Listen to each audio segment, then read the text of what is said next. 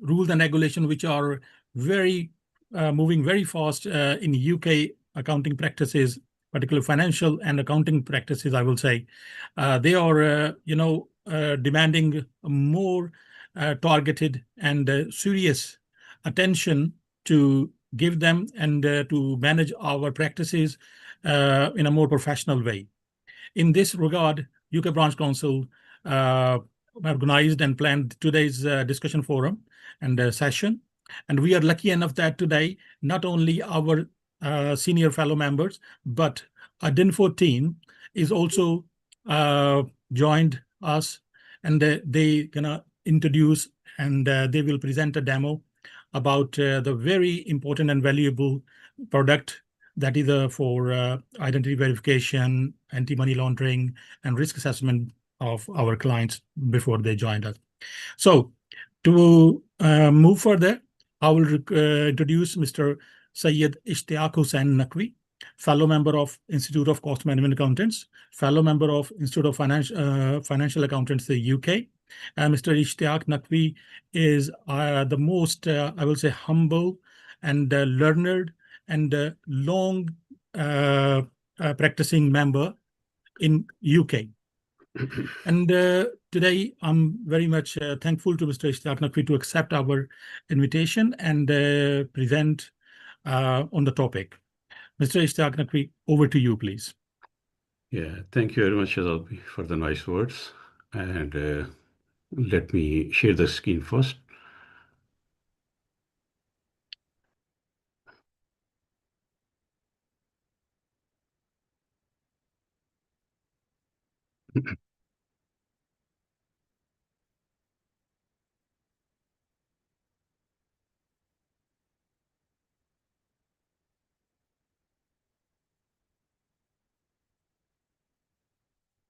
Okay, so as you know, today's topic is for authorized corporate service providers, ACSP. Basically, this is very important, especially for the UK registered companies. If you see the executive summary, basically ECCTA is Economic Crime and Corporate Act and subsequent regulations strengthen companies' house role. So new identity verification regime and ACSP registration affect mostly accountants, solicitors, company formation agents. These are the main people. So key dates, we'll discuss about the key dates and actions regarding registration, how we do ID verification, and about the compliance check as well. So what is an ACSP? This is very important. So a business or individual that undertakes AML supervised activity and acts as a third-party filer or carries out identity verification on behalf of clients. So this is the main thing about ACSP. Examples are like company formation agents, who deals in company formations, accountants, solicitors, or chartered secretaries. So this is introduced under the Economic Crime and Corporate Transparency Act 2023. So basically, ACSP is not a new profession, but a registration status for those performing covered services. So if we look at the legal basis, so we need to understand what is ECCTA. So ECCTA is the Economic Crime and Corporate Transparency Act, a UK law that overhauls corporate regulation to increase transparency and combat economic crime. So the key changes include the company house reforms. The Act gives the registrar of companies new powers to require additional information, share data, and take action against companies with inappropriate register offices. And failure to prevent fraud, this is the second point. Large organizations can be held criminally liable for fraud committed by their employees or associates if they do not have reasonable procedures.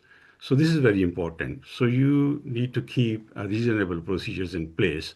If you don't have that in place, then obviously uh, you'll not be able to prevent fraud, and you will be liable for that then.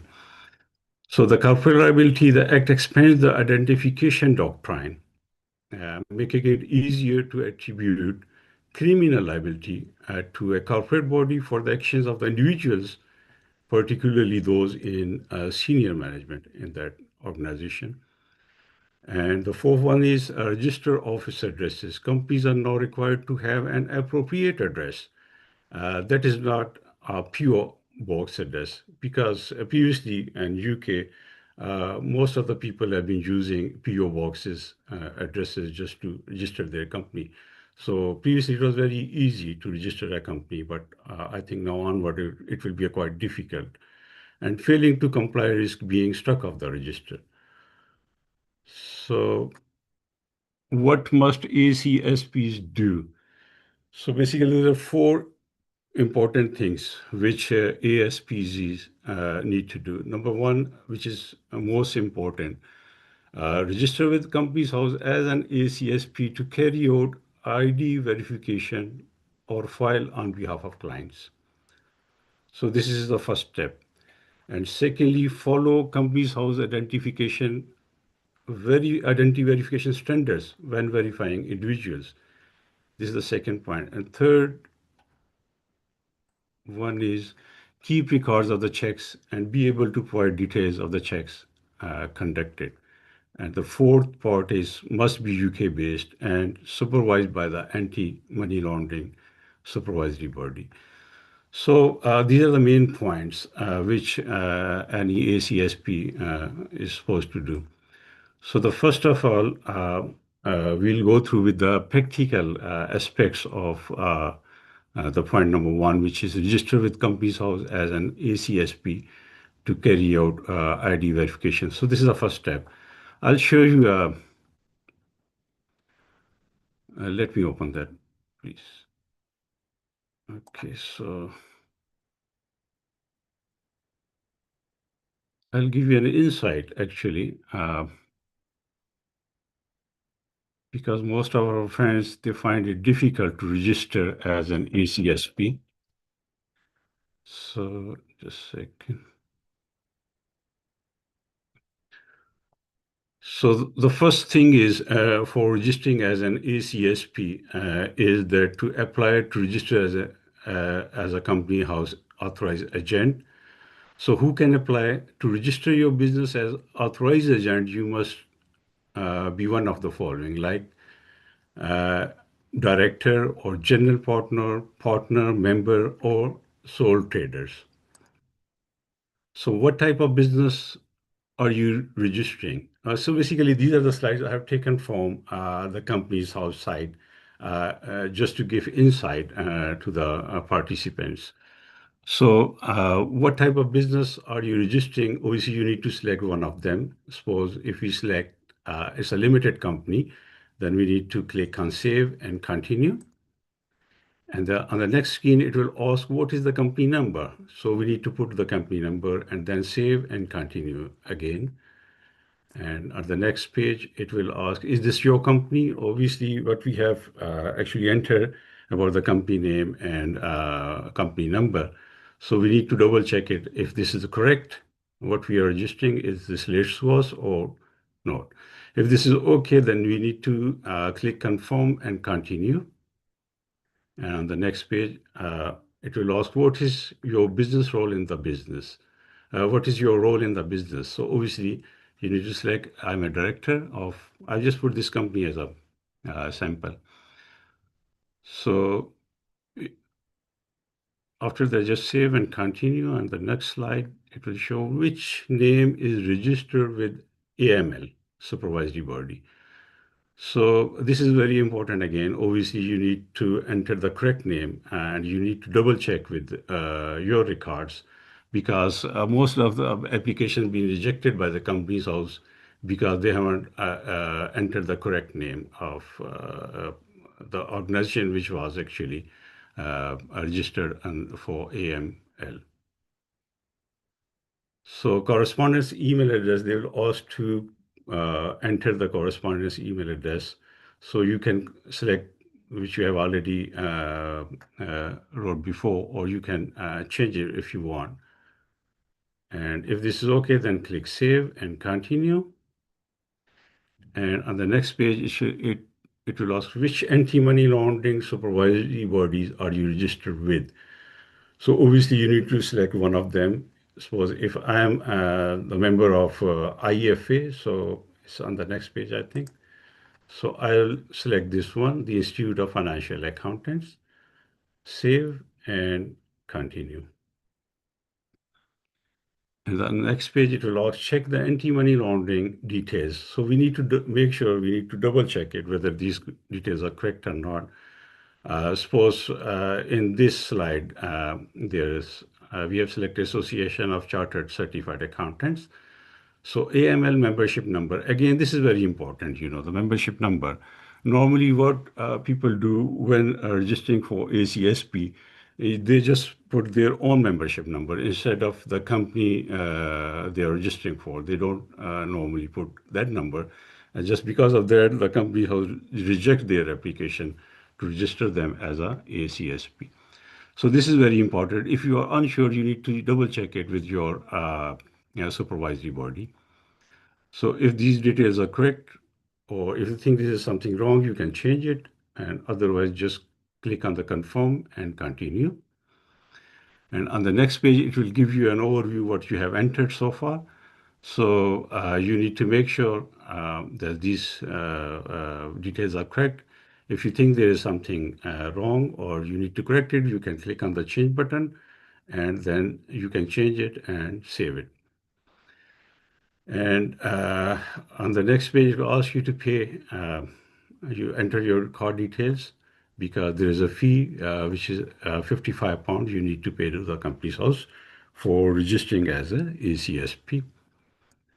And once you have paid this, you will receive an email from the company's house confirming that your application has been approved, and they will give you a user ID and password just to use that account.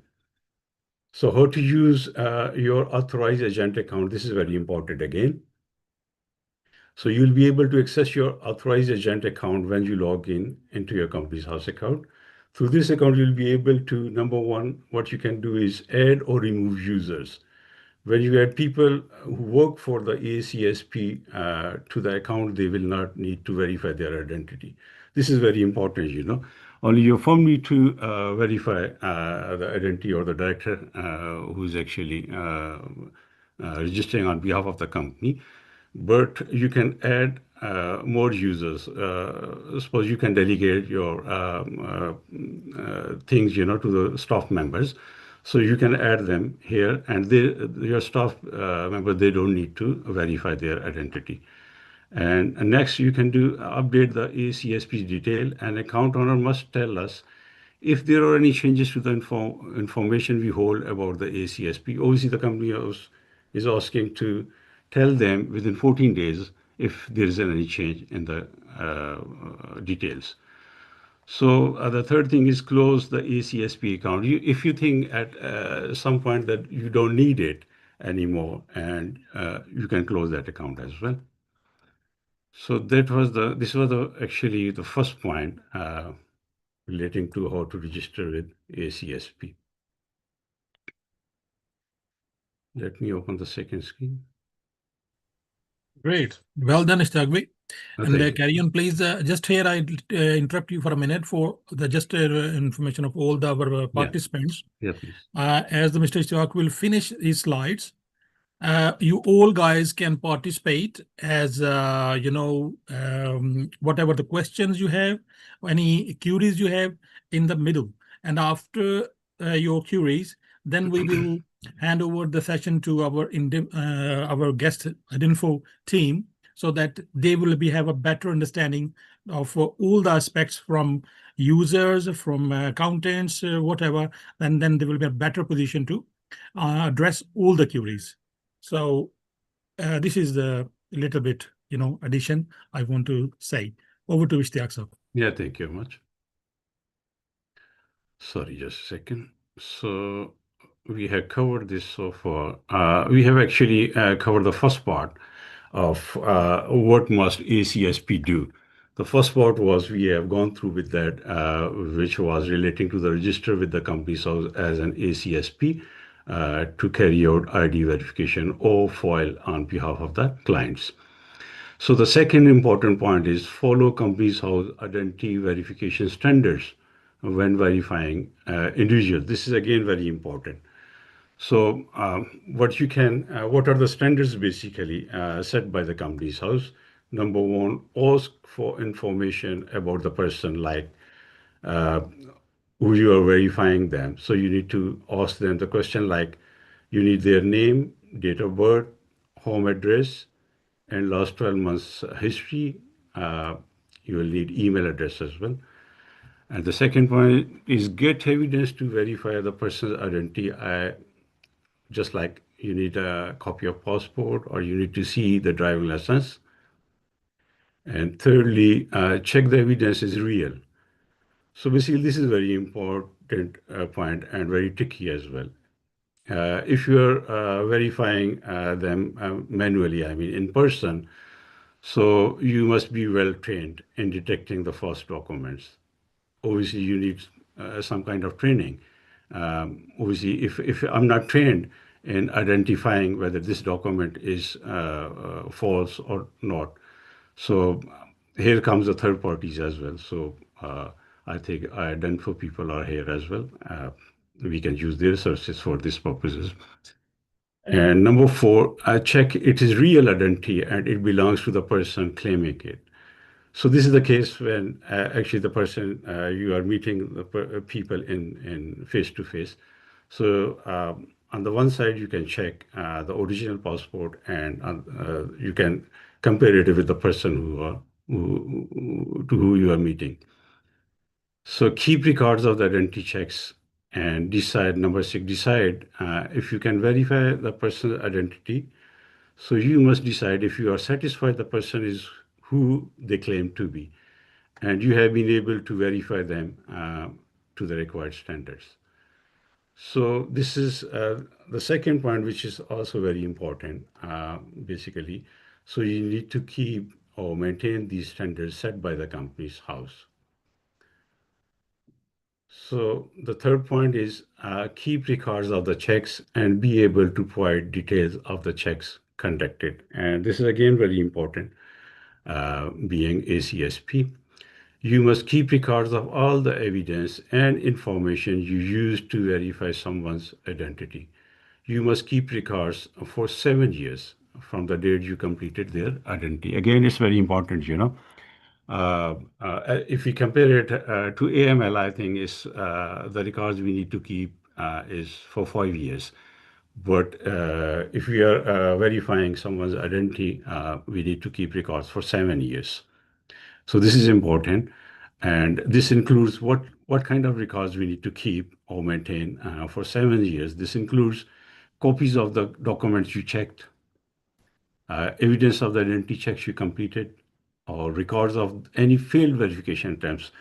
So you need to keep even the records for the failed attempts as well. So this is again very important. And number four, and very important area of ACSPs is must be a UK-based and supervised by UK anti-money laundering supervisory body. So your firm must be supervised within the UK, number one. Number two, you must be registered with a UK AML supervisory body such as FCA is Financial Conduct Authority, HMRC, or a professional body like the ICAW, ACCA, IFA, like this. And when registering as an ACSP, you will need to supply your AML supervisory body name and your membership number or ID, membership number or ID to the company's house. And number four, identification verification. So your firm must complete its own IDV during the ACSP registration process. So again, this is very important.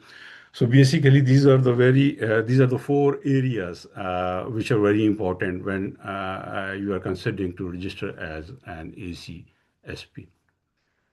So now we'll go to the next page. So the timeline and rollouts. So voluntary verification was began on April 8, 2025. So ACSP registration will launch in March 2025.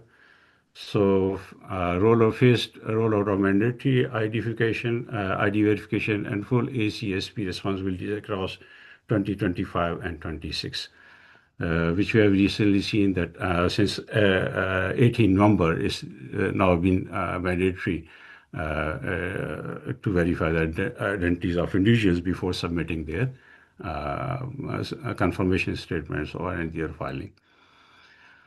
So interaction with AML supervision. ACSPs are potentially entities already covered by anti-money laundering regulations and their AML supervisors.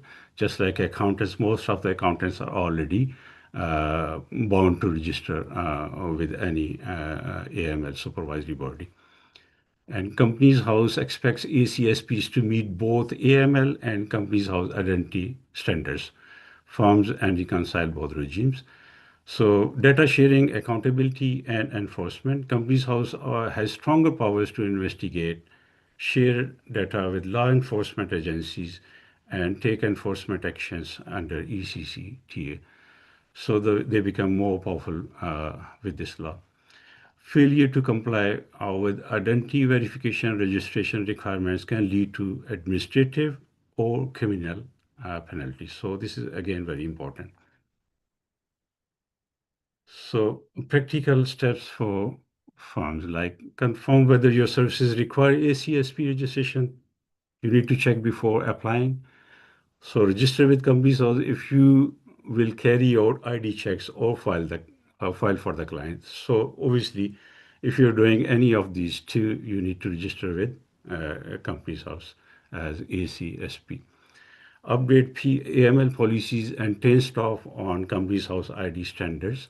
So this is again important that obviously we need to prepare policies, and we need to train our staff as well so that they can combat these issues. So implement secure record keeping and audit trails for ID checks. Again, this is a very important point. So we need to not only maintain, but we need to secure our record as well. And liaise with AML supervisor and legal counsels. And simple policy changes are like update client onboarding procedures to include company's house ID standards, add company's house records, retention times, and reporting steps, map responsibilities between client-facing staff and compliance functions, and risks and considerations. So resource and cost implications like systems, training, personnel, we need to keep in mind, and data protection and secure handling of identity documents. So we see, again, it's very important point. So potential for duplicate checks, we need to check it whether we are not doing the job which leads to duplication, coordinate with clients to reduce friction. There are some useful links for that. So this is first part. Now I'll go on the second slide, which relates to identity verifications. Give me a few seconds so that I can open it here.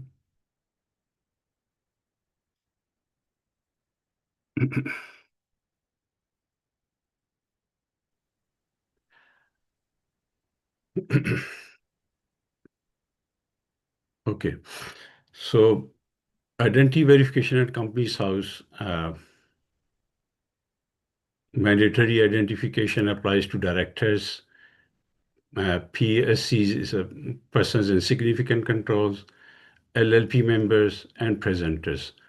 So there are two verification routes, basically direct and ACSP assisted. So we'll discuss it further.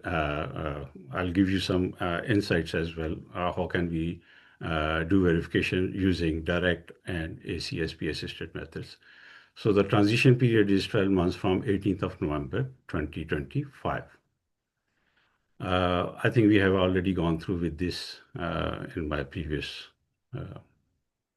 presentation.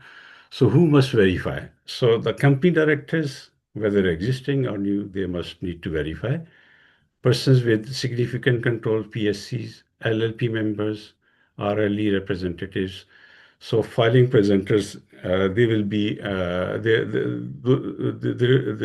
will be obligation for them to verify, but that will be obligatory from spring 2026.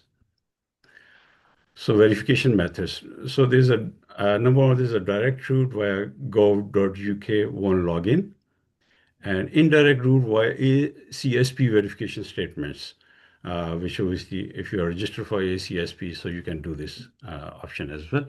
So what is the outcome for that? Ultimately, you need to get unique company's house personnel code. This is the ultimate objective for our verifications, which will be used to in future filing confirmation statements or others.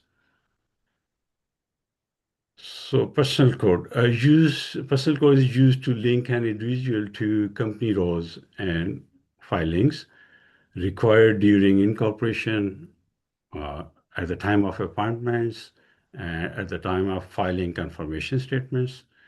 Must be stored securely. Avoid sharing beyond authorized agents, because if you don't secure it, anybody can misuse it.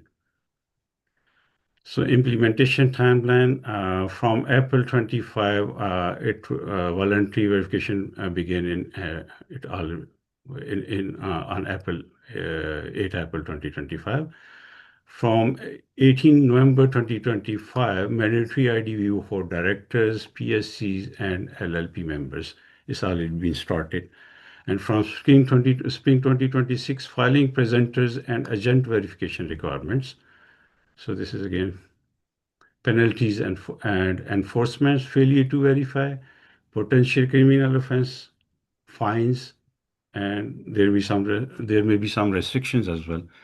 So unverified individuals may not act as directors. So it's very important to do verification before you are late. The registrar of companies house may annulate, register, reject filings, or remove information from the company's house website. So again, it's very important. Sample client communication letter. I'll show you the sample letter as well. Obviously, you need to send letters being accountant that your client must know what is going on. And this letter should include the following points, like it should explain new companies' identity verification rules, steps client must take to verify identity, deadlines relevant to their entity, and consequences of non-compliance. So I'll show you a sample letter.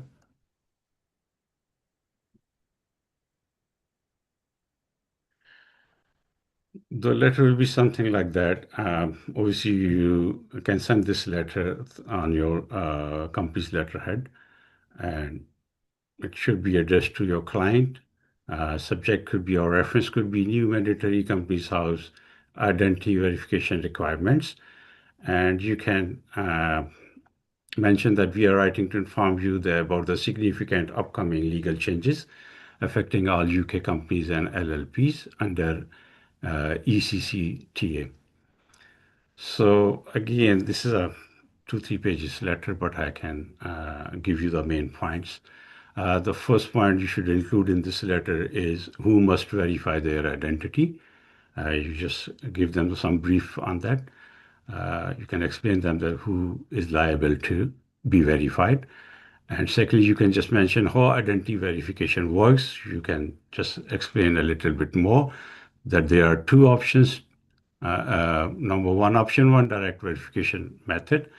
And you can tell them that if they want to verify their identity themselves, they can do so. And you can just mention that it's free of cost. You don't need to pay any fee. And the second option is verification via ACSP. And you need to explain them that obviously, if you choose this method, you will be paying some fee to the authorized agent as well. And number three, deadlines and transitional periods. You need to explain these as well in your letter. And number four, consequences of not filing. This is important, you can just mention that failure to complete verification may result in prohibition from acting as a director. There might be filing restrictions, criminal or civil penalties, and something like that. So number five, how we will support you. So you can offer your services, and you can just give them some guidance links in that letter as well. And number six, you can mention immediate action required. Please confirm who within your organization requires verification, whether you prefer ACSP verification or direct verification method. So this is important. And number seven, our next step is we will update you with further company's house guidance. So this is just a simple letter you can send your clients, and so that they may know what is going on.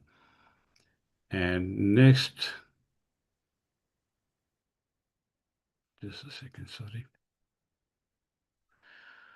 So the engagement letter, so obviously we need to revise our engagement letters as well if we are registered as ACSP, and if we have started providing the services being ACSP, or we have started client verifications.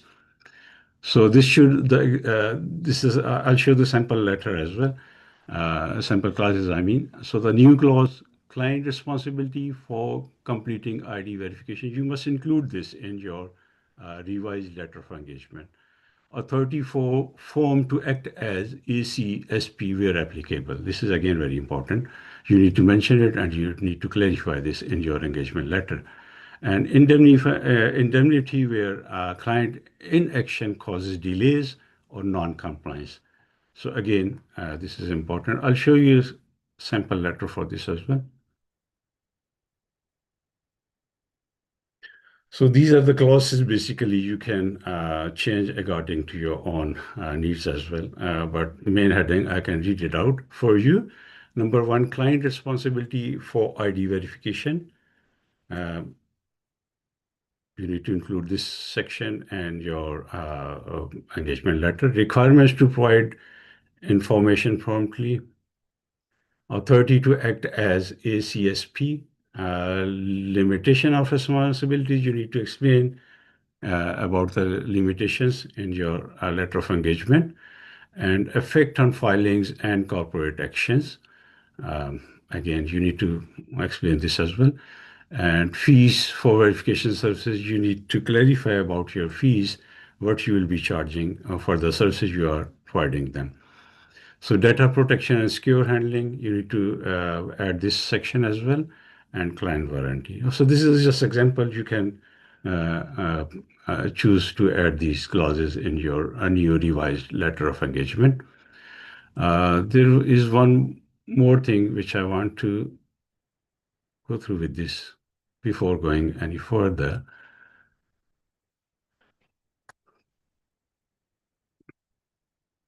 Sorry, give me a few seconds. So I have taken some screenshots basically. These are the steps if you choose to go for option one, which is a direct route. So being accountant, if you don't want to register for ACSP and don't want to take responsibility for those, all these things, so you can use this method even for your clients. So you can do this on your behalf, on the client's behalf. And this is the first step for getting them verified. There is a link as well, or they can just take a scan it, the barcode. Okay, so the step two is what you need to do. You can verify yourself online with Gov UK if you have one of the following types of photo ID. So if you are verifying on behalf of your client using the direct method, so these are the basic requirements you need to ask them to provide, like whether they have biometric passport from any country, not from UK only, If it's a biometric passport, that's okay.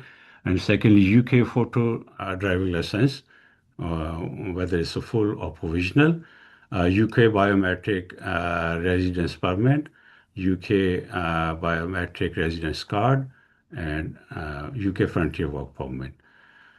You will also need your current address and the year you moved in, or to sign in to create one login.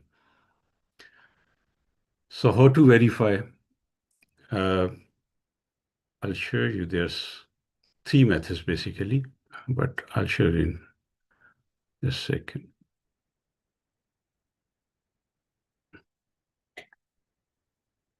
Sorry, give me a second. Okay, so step 3 is while verifying. So obviously you need to sign in Go UK1 login to use this service. You'll be able to create one login if you do not have already. So you can use this. And the step 4 is you can create, if you don't have any ID before, so you can click using this. The step 5 is you must enter the email address. This is again very important, so that use the correct email because they will send you codes at the end of the registration, verifying process. And number 6, check your email. And once you entered your email, Companies House gov.uk will send you a 6-digit code on the email address. So you need to put it here and then continue. And on next step, they'll ask you to create your password for your user ID. Obviously, there's a two-factor authentication via your mobile or authenticator app. And next step is once you have created, you are ready to start your ID verification. And step 9, select whether your identity has been verified yet or not. Obviously, you need to select no. And then on next step, they'll ask you to, we are taking you to verify your identity with Gov UK one login ID. So basically, there are 3 ways to verify your identity, or you can, if you are verifying identity of your clients. So the first route is use the Gov UK mobile phone app. This is the fastest way to verify, which allows you to download an app that scans your biometric ID. And second route is verify online without mobile phone app. And the third is verify in person. Obviously, you can go to the post office and you can get verified from there as well. And on the next step, it will ask you where you live. Obviously, you need to select if you are living in UK. And next step, it will ask you to which kind of ID you are using for verification purposes. And on the step 13, are you on a computer or tablet? You can select one of them. Suppose we have selected here, no, I'm on smartphone. And then it will ask you which smartphone you are using. You need to select it. And the next stage, it will ask you, do you have a valid passport? Yes. Click on that. And this is an example of that symbol. There's a symbol you can see on your passport, and it should be machine readable. This symbol means that your passport has a biometric chip. If your passport has this symbol, you can use it to confirm your identity. If you are not sure, obviously you can check this below. So it doesn't matter whether it's a UK passport or relating to any other country, but this is very important that it should have, passport should have a chip on them, biometric chip, I mean. And then next step, it will ask you use your passport or Gov UK to app to confirm your identity. So in this case, you need to download this app on your mobile, and then you need to, and the next link, you need to link it with the Gov @acspsp.uk.id. So on the next, once you have downloaded it, so return to this page and do the rest of your, click on the link, gov UK ID check. And in next step, take a photo of your passport. It'll ask your client to take a photo of your passport and just scan it. This is the example of scan. And the next stage, it shows you scan the biometric chip in your passport as well. This is the second step. First step was you have taken a photo of your passport. The second thing is now you are scanning your biometric chip on your passport. So you must have an original passport, not the copy. And on the next step, it says scan your face with your selfie camera. So there are three things you need to keep in mind. So you are ready to exit. So it's done. The next step, it shows a confirmation message should appear like we have successfully matched you to the photo on your ID. So this is where you have done everything almost. And on the next step, it will ask you to enter your postcode so that they can verify your residential address. And continue service to need to use. And then it says you have successfully proved your identity. You can now continue to the service you need to use. So these were the basically actual steps which I have taken screenshots for that. And once this is done, I think at the end, it will say identity verification completed and the company's house personal code will appear here, which you can save it. And if you are doing on your behalf of your client, so this will go to the client's email address, and you can request them to give you the personal code at the end. So that was just insight how you can verify. And the second method was if you're using the second method, which is using your own agent account, So in this case, first of all, you need to verify the passport or driving license. Sorry. So obviously, we are not well trained in identifying whether this passport which we have in our hand is this false or is this a real one. So this is very risky area as well. So I'll definitely recommend that you shouldn't use this area. Instead, you can hire or use third parties services like Idinfo. So here comes the Idinfo, which will help you to identify. So once you have identified whether you are using Idinfo or any other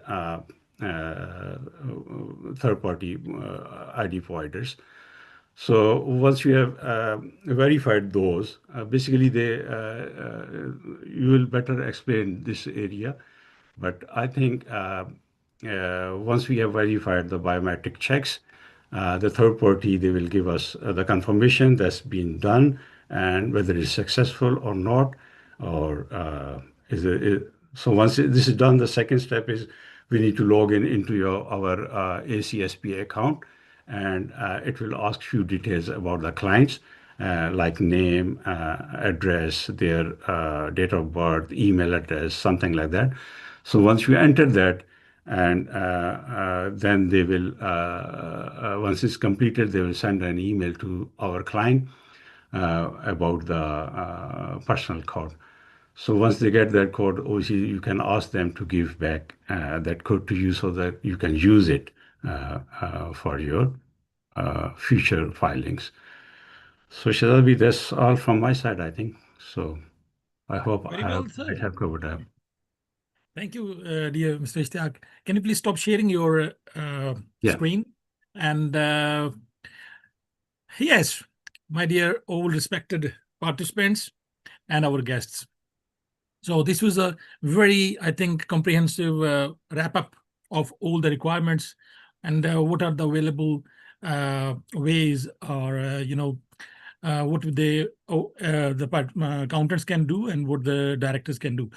Now we are open for all our participants to put their any experience, any problem, any question, any knowledge sharing what they want. Please, I can see the Mr. Wasif have raised the hand. Mr. Wasif, please over to you and unmute, and you can please say some. What do you think? जी अस्सलाम वालेकुम to everyone, Chairman Saab, Vice Chairman Saab, Khan Saab, and all the respected guests. Thank you, Ishtaq Bhai, for your very useful session, and your slides were very useful. And I hope you will share with us these templates and Yeah, I'll definitely share that. Yeah. um, we have started doing this, and my only concern is we have got some clients who are not based in UK. Like one director, he's based in Pakistan, and he has got Pakistani passport.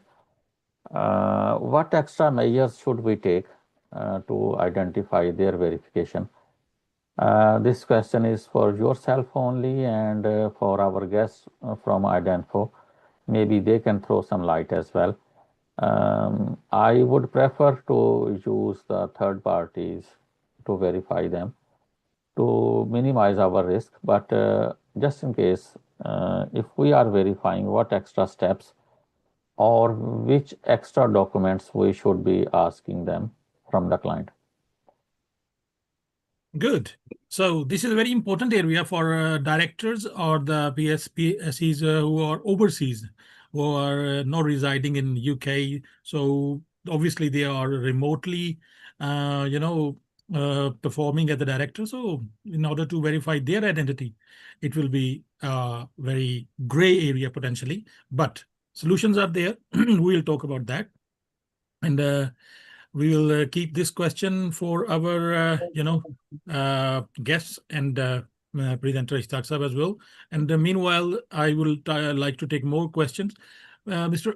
Nazakat Ali have raised the hand. Would you please unmute and please?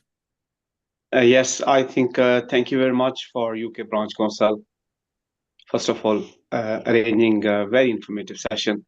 Special thanks to Naqvi Saab, who has done very detailed work. Just one Thank you. suggestion. Mr. Naqvi's presentation proposed multiple options to complete this task, because I think our clients are very busy. Everyone is very busy. And looking at the commercial aspect of the options, like I was talking to my sales team, and they said, Nazakat, we want to go with the option because our clients are busy. So we want to go with the option that we do this work for them because it will earn some extra revenue for us. So I think we need to promote our services and keeping in mind that clients are busy. So we are charging £60. I think there was consultation with other accountants. £60 for company directors who are within country, and I think 120 for overseas directors. So this was just a suggestion. Right. Mr. Nazakat Ali having a very, very good commercial acumen, and they always been, the person from marketing and sales and development side. Good. Thank you very much, Mr. Nazakat. And yes, Mr. Walaid, would you please say something? Sure, thank you. I just wanted to mention something because Ishtaq Bhai mentioned that how when we are registering, what we need to provide to company house to verify that, so that they can verify our firm details. So my personal experience, I want to share that when I applied, my application was rejected first initially because they were not able to verify my firm details with the ACCA. And even though I provided my correct information, I have no idea what kind of database they're checking with ACCA. But they said that they were not able to verify the details with ACCA. And then I spoke to ACCA, I spoke to Company House, and the ACCA confirmed that we need to provide the firm ID, not the membership number. So I'm not sure, it should be the same thing for other professional bodies as well. But with the ACCA, there are three numbers that they are giving you. One is your membership number. The second is your practicing certificate number. And the third is your firm ID. what company house need is your firm ID if you are registering as a business, not as a person, as a sole trader. So you make sure that you provide the firm ID, and if your application is rejected, which was the case, which was in my case, so I asked ACCA's AML team, which is I think AML at acca.co.uk or whatever, and they then send an email to company house that they verified my firm details with the firm ID and everything. And then I had to wait for a couple of days. I phoned company house ACSP team, and then I asked them if they received ACCA's email before applying again. So once they confirmed that yes, they received an email from my firm, and they can see my firm details and everything, then I applied again, and then it was approved.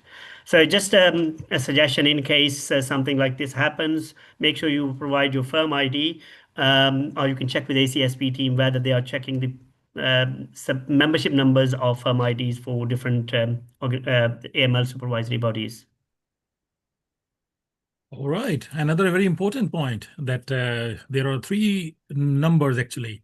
Yeah, Membership just a number. precaution that, before I applied to company's house, I called the institute and asked them for my company ID and the name under which I am registered. And after that, I made the application and it went very fast and successful.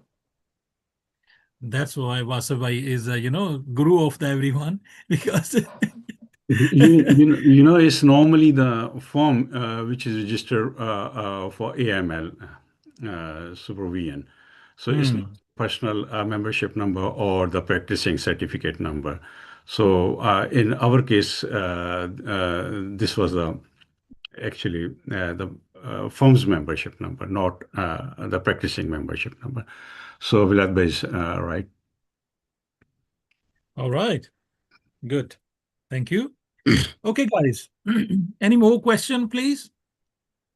If you have any more question, please, you can ask or raise the hand. Otherwise, now, as Mr. Naqvi have already pointed out that there are more than 2 ways how to perform this ACSP task, and Mr. Nazakatali suggested that we should not let the clients waste their precious time on these things, compliance things, I will say. Rather, they should spend their time for their business development, but commercial side. And this side should be left over to the accountants, and accountants should next outsource it to someone who is a very much, professionally and equipped with the tools like Adinfo. They got their tool to do all the, not only just ACSP, but anti-money laundering and risk assessment as well. So from now over to Mr. Raza Abidi to wrap up what I think, what Mr. Ishtiaq has already presented. Mr. Raza Abidi definitely be thinking how I was planning to develop this software. Then there's all these old steps. I've gone through all these steps. Oh my God, you recalled me everything. Yeah. So that's a good thing. And one thing else I feel Mr. Raza Abdi and team will be thinking, Mr. Ishtiaq is saying that they can do themselves.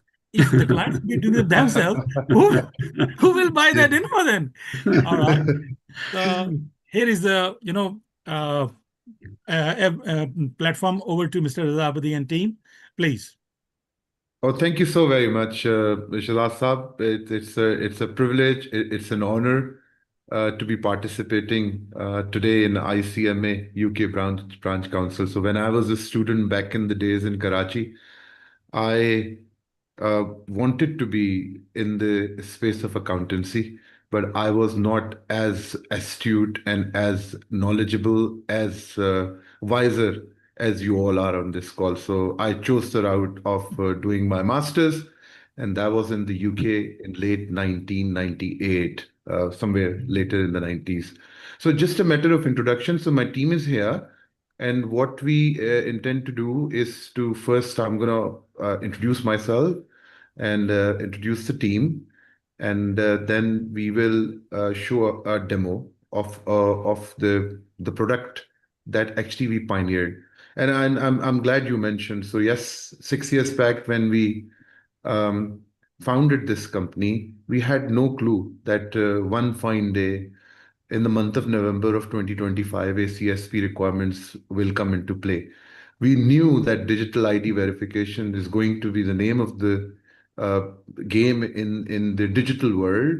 And as we are riding through this wave of technology, the advent of technology, the AI, and all those kind of things that are coming up, so we see a lot of focus, a lot of regulators in the world will actually be focusing on identity related things. So I am going to ask my colleague Evelina. She has joined us from UK. I am based in Dubai. The company is registered in the UK, but I'm just visiting Karachi for a couple of days. So Eve, would you mind just uh, showing the slides, and then we will take it forward. So I used to be all the gentlemen and Eve on the call, and some of the honorable women that have joined us today.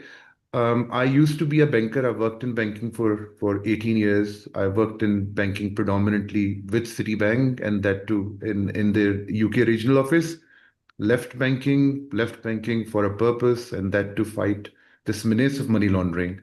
And here today, having this opportunity, so Idenfo came into existence in the May of 2019.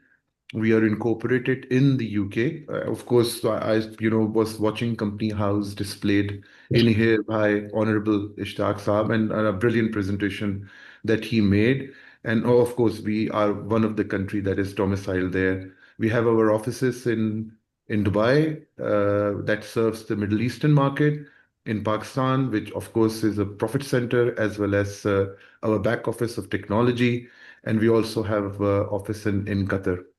So what I wanted to tell you, and of course, my team did say to me that just mentioned that we are, award winners both in the UK as well as in the Middle East, and this is on the previous slide. And we will share this tech with all who are participating today through the UK Council. So Idenfo has three distinct products, and I'm not going to delve a lot more in detail in the interest of time. We have 30 minutes, and we would like to abide by that rule set. So we do three kind of things. We do bespoke advisory on AML, financial crime compliance, including both the AML side as well as finance. You guys can hear me, right? Am I audible? Yeah. Yes, you're audible. Yes, you There's a are. little bit scratch in the middle, but I think that's so just Yeah, try to. yeah. It showed a little bit of instability in the signal. We do a form which we are going to on that platform. We do distinctively only three things. One is identity, okay, and that is going to be the topic of our conversation today, the name screening part and the risk rating. And Shahzad Saab, you rightly mentioned it right at the very offset of this conversation. And we do some bits and pieces on managed services play. So I'll keep that aside. We will only focus on the ACSP part today. And some of the other countries in the location area, you could see we are expanding, growing aggressively. And in these of the locations, we are going to be serving clients in the very near future. On the client side, we serve marquee clients. So we have around 1,700 B2B customers across the globe. And this includes a lot of accountants, not only in the UK, but in the Middle East and Pakistan as well. And some of the logos are in here. Eve, if you just don't mind, just go to slide number 7 just for a second, please, if you don't mind. And Vishnu, you get ready. I'll pass it on to you in a moment. Just one down. Yeah, that's so this is the team resource combination. 85 people work in the company in multiple jurisdictions. UK, of course, is our mainstay where all the C-suite executives are based, the CEO, the co-founders. Eve is also based there. And Hamad Siddiqui is our, CTO and innovation architect. He's on the call today, and he is also based in the UK. Vishnu is not on the team sheet. Vishnu manages the sales part related to this CSP compliant solution that we have in the UK. He manages that sale. He's also in the UK, and of course, Eve is our head of UK and global enterprise partnership. She's also here. So just wanted to give you that perspective. that we are a mid-sized corporate, growing aggressively, a product of Pakistan, and so happy to be here. So what I'm going to do now, with your permission, Shahzad Saab, if there is a question, I can take it. Otherwise, we'll go straight into the demo. Yep, please. Okay. So thank you very much. So Vishnu, are you going to present, please? Go ahead. Yes, please. Thank you. Firstly, thank you, everyone. Thank you, Shehzad sir, and thank you, Ishtiaq sir, for that wonderful presentation. You have covered brilliantly on the new ECTA and the ACSP regulations, Thank which you. most of the accountants which I deal with as well are finding it confusing because there's no much awareness given to the public about this. So before I demo, I'll just quickly wrap up uh, and I'll just give a hindsight on what ACSP is. Istiaq sir rightly covered everything, so I'll just quickly rush through how IDENFO helps in terms of ACSP compliance and what is required and what is the onus on part of an agent to verify the identity. So again, from 18th of November, there is a new rule, which is the ACSP ID verification for all the PSCs, the persons with significant control, and the directors must verify the identities if, in order to file confirmation statements, accounts, returns, and so on. And now, even for incorporating new companies in the UK, the ID verification must be completed mandatorily. Again, there are uh, two options available. Again, first is the government one login. Second is through an agent, and agent verification is where the agent verifies the identity. It can be used there. It can be used with the help of an IDVT provider, or they can do it themselves, provided that they are trained enough to identify documents and the genuinity and legality of a document. There is no proposed standard sets so far, but again, the company's house has given a guidance following the Home Office regulations on ID verification. So again, how an agent can verify the identity of their directors or PSCs who they deal with for confirmation statement filing and so on is, first, of course, they invite the individual for ID verification, collection of documents. There are multiple of options in terms of document collections right now, which is a bit confusing. I previously heard a question, I think it was raised by Wasif sir. I'll explain I'll explain, I'll give you an answer to that with the demo as well, so you'll understand better. So moving on, collecting of documents, it can be passport, biometric permit, residence permit, license, and there are some other documents which are also recognized. And now the tricky part is, if a person who is not a resident in the UK, how do they verify an ID? Or if someone who does not have an NFC passport or a e-passport, how do they verify their identity? Is the most trickiest part, and that's where systems like IDENFO becomes much helpful, and how an ACSP can provide this service to the general public is where the main question lies. Again, so once the ACSP has completed the checks, the results are sent through an email to the person whose ID is verified. They get a personal code. This code is for life. They have to keep the code. And for the agent, if you are filing a confirmation statement on behalf of your client, you will need to use that personal code within the company's house portal, and you'll need to input that code in order to file a confirmation statement going forward.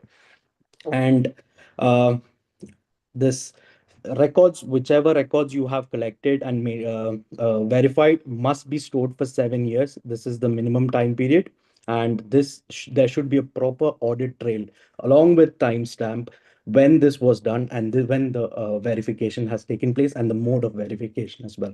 Right now, the company's house does not ask for proofs from the agent on what method they've used for collecting or verifying the ID, but in some instance they may ask you, and I believe going forward they may have a system in place where you will have to submit the proof of ID verification.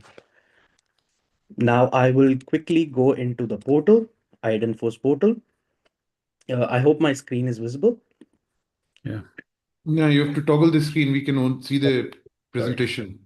just quickly share it again.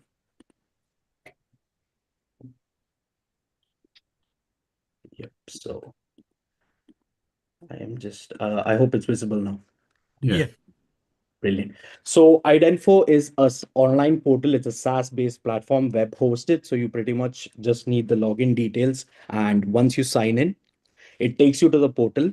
And for the, I'm particularly showing the ACSP route here, which is covered now. So in Idenfo, the ACSP route is covered through a deep link onboarding. It is the process by which a link is sent to the customer or the person who's being verified, and they upload their documents within the portal. The system verifies the validity of the document.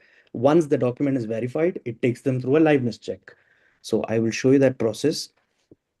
So all an ACSP needs is to enter the name. So I'm verifying myself, enter the email,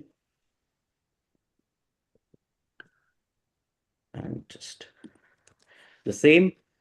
Other informations are not mandatory because the client anyways would be filling it out. And you just click this link. And the link has been sent to the client. And I'm just going to check my email. So the client receives an onboarding form with instructions, basic privacy policy instructions, data policies, and so on, and basic instruction on where and when they can use. They can also use this on mobile devices as well. So all they need to do is start the KYC. So it takes them to a portal where they have the ID document type and proof of address. Now, Wasif sir, I believe you were the one who asked for how do you verify people who are not UK residents or who do not hold a UK passport? So That's this is right. a Yeah. very tricky question. Now, where accountants can, I heard it's a very revenue generating area where accountants can make some extra additional revenue is through this method, because the government one login only does for e-passports. So if you have clients who are based abroad, you cannot verify it using the government one. They have to come through an ACSP route. Now, for that purpose, the government has set a standard, which I will quickly explain before the demo. Now, if you can see here, this is the guidance by the Companies House. So it says if you're verifying someone who does not live in the UK, you will you have either of these two options. That is two photographic identity from Group A, that are these documents, or one photographic identity from Group A and two from Group B. So in Group 1, we have passports. It can be even expired for up to 18 months. So if it's a normal passport, you can collect that, or any of these documents which your client may have. Of course, they may not have these, but they may have, suppose say in Pakistan, they may have a CNIC card, which is a recognized form of ID from the Prado, which is the public registry of ID, authentic ID documents. And any other nationality, whatever nationality ID cards they hold, you can verify that. So either two from these or one from this, that can be the passport, and any proof of address document, which can be from their own uh, residing country as well. So this is how you verify. Now, I am going to particularly show this step because this is the most common step which is happening and which is the most common issue which ACSPs are currently facing. So I am going to upload my driver's license. So it's a UK one.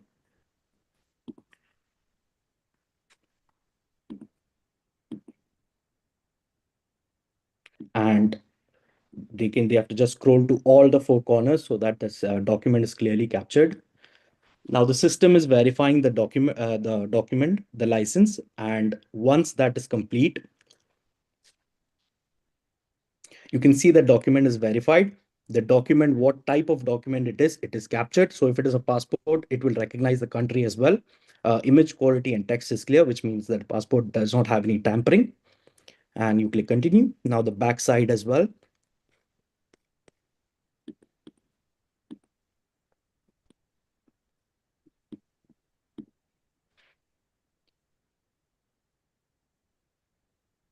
Yep. So it's been recognized again. So as I do not have an e-passport, I have a UK driver's license, so I uploaded this. Suppose if one of your client is in Pakistan, you can take their Pakistani passport or their CNIC card, attach them, and you can collect a proof of address document, or two of those documents, passport and CNIC, would suffice. So I am attaching my proof of bank statement as proof of address.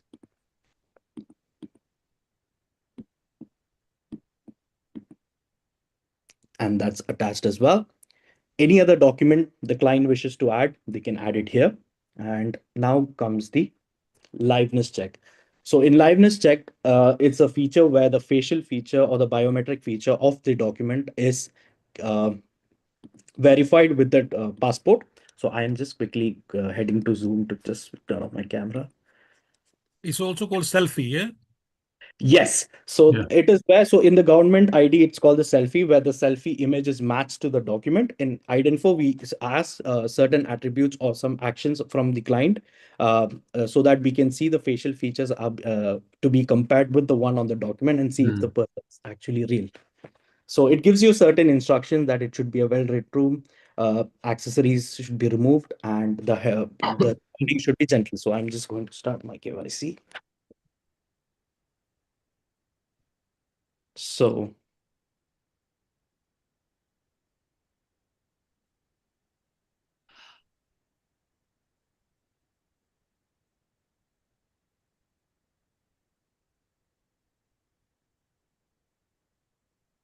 So my face has matched with the document, so that says that the liveness verification is successful. So now I click continue.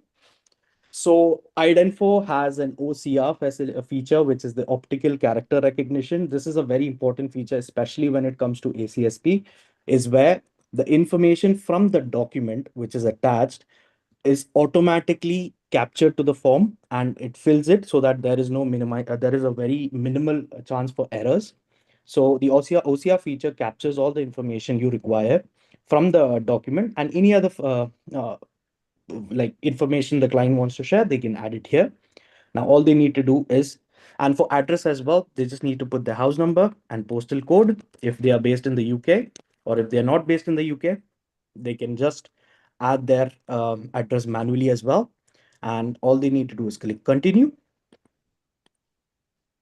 And there is a preview page given so that if there's any mistake, the client can rectify it. And once everything is done, we ask a digital signature, which is again essential. It becomes a proof that your the client has done the verification. Just have a sign off. You can write the name, the position, and the date, and just click continue. And the client has been successfully verified. So it's a very fast and very easy process, much easier than the government one login. And of course, a unique ID is created for the customer. Now that is the journey from the customers or the client's point of view. Now moving on to the agent's point of view, you go back to your system. You can see that the person has been already onboarded. You can see pending. So pending means that there's some name match, or that is in terms of AML. But in terms of ACSP, the person is verified. I will show you why. You go here. So And Vishnu, can you clarify to all that this is what the agent's view is? Yeah. Client submission concluded at the last step, and now he has gone into the administrative panel, and it's the ACSP view. Yeah, this is the point of view from the ACSP. The client side is over till the liveness check and the form and the sign off is done. Now, this is the agent's verification page or the portal where the agent handles it. So you click on the client's name, you have the information here, and you have the verification summary as well here. And all you need to do is of course, apart from ACSP, we also provide AML, which is again it has a correlation in terms of ACSP, so that aspect is covered as well. All the agent needs to do is go to the document verification section. They can see all the documents. So as a major, Istiaq sir was rightly saying, all the major documents must be properly recorded and maintained and stored electronically for 7 years. So the documents which the client has uploaded remains here. The agent can download it anytime or click to view it at any point of time. It is securely stored within the servers. The proof of address Sorry, here. Vishnu, can I ask something? Because you Yeah, said sure. you provide AML verification as well. Yes. Once we are doing this verification for the purposes of company's house, is it not sufficient to cover the AML as well, or we need to do that separately as we are already doing that? So that is again the trickiest part here. Right now, they have the reason why they have asked you for your AML supervision number when you registered as an ACSP is right now they have not mingled AML together with ACSP. They have bifurcated ID verification and AML. However, as a regulated entity, be it any supervisory body you're regulated under, you have an obligation to verify the client's identity. That should be part of your policy and client acceptance procedure. Along with that, your AML checks should be done. The reason why is because you have verified someone's identity. Let's say that person's ID is verified. It could be that maybe it is a very it might be a genuine document. They may have got it somehow, and but however the person was sanctioned, or the person had some sort of risk element in terms of money laundering associated with that. So that is a clear mishit, I would say, if you do not do the AML checks, but only follow the ACSP route. But as a regulated entity, you need to do your AML checks as well. That's why Idinfo automates the entire flow into one platform where you can do the ID verification. You are ACSP compliant, as well as you are having your AML screening done, and your clients are constantly monitored. And along with that, you get your client level risk rating as well. Yeah, I think, can I add one thing, Vishnu, here, just Sure. to address what the gentleman asked? So, in terms of any regulated firm's requirement, you do actually three things: identity verification, which Vishnu has just shown, and he continues to show it further. And you do name screening, and name screening against designated lists like UNSC, OFAC, and hence and so forth, HMT, EU, and there are more than, I think, 200 lists that are ingested in Idinfo. And we also do risk rating. So these are the three things we do. But what we are going to do today, we are only showing you the ACSP related journey. And very, very briefly, Vishnu will click the screen on name screening on risk rating, but that perhaps is for a later day. But on the ISP, on the ACSP side, identity verification, we will now just go and show you the results of two scores, one the live check and the facial recognition, and then we will also show you the record keeping, the storage, and information security related things on this one. All right. Brilliant. So again, the IDs are stored here. The agent can verify it anytime. The picture, the selfie is captured here for verification as well. The video is here as well, what actions the client has done. Do it within the portal, or you can download it as well. This becomes your proof of verification. And also you can see the verification status as well, the timestamp, the verification result. It shows not match for me is because I look a bit different from my passport photo, and also the clarity of the document is not matched. That's how accurate the system is. As Istiaq sir said, there is, even if you have not, if you have missed a match, or if that match was false, that audit trail should be recorded properly. So the system is very sensitive in terms of ID verification. Now the onus or the point of view lies within the agent to verify or to match the client if they have feel that there is a document mismatch. So of course, you can see that I have done it and it's my document. So all the client needs to do is to override this result to make it matched and click submit. So automatically this is matched. This audit trail also remains within the document of the client, so that if in case the company's house asks you for the proof, you have it within the platform. Now you can see the document verification status as well, the quality of the document. And as a proof, if in case company's house asks for records, we also provide a customer's risk report, which can be downloaded from the portal anytime, which will have a very comprehensive risk report, including AML of the client, but and the as well. So the company's house will get a full bound image of the risk level of the client. Now you can see the basic information of the clients that they have entered. And as an additional security, we also track the IP address, which can of course prove from where the client has done the liveness check, which is an additional security measure the system is providing you. And we have some AML questionnaire, which I am just going to script. This is the client onboarding checklist questionnaires. And here we have the document verification status along with the validation. If there's if the document is damaged, or if it's tampered, it appears here, the quality of the document and the match status as well, along with the document and the selfie captured as well. Also, the most important thing is the audit trail, It captures when the liveness was done, when the face was detected. You can see the timestamp and the date here as well. So this is the risk report which the system provides you for ID verification purpose and the AML in general, in case, and which acts as a proof in case company's house ask any proof from you. So that is pretty much in terms of ACSP, how the system does it. The system, regardless, ACSP is only should be only done once, but regardless, for an AML perspective, the system also keep tracks of the ID document expiry. If this should the ID document be expired, the system gives you automated alerts as well, which makes you more compliant in terms of AML aspect. And I will quickly show you name screening as well in terms of AML, what the system can track in terms of the person. So in Idenfo, we have a proprietary AI intelligent search engine within the platform, which is intelligent enough to cross-reference informations and find if there is something related to the client in terms of name match or the personal identifiers like date of birth, residency, nationality, and so on. So here you can see that there is a green tick and there's a hit determination that there is no hit against this person. So if you can just click here, it gives you a very brief description about like the person. So you can see here there is no publicly available evidence of adverse media. Adverse media means negative news against any client or any person against me, born in this date and year. So you can see it does a comprehensive reviews also that there's nothing associated with this name and with this date of birth, but there's someone else, someone with some other spelling, not mine, who has done something wrong, but there is no other court records or regulatory filing or reputable news articles associated with my name and my date of birth. So it gives you a very descriptive information about your client and gives you a determination if there is something associated with the same name or if someone has done somewhere else with the same name.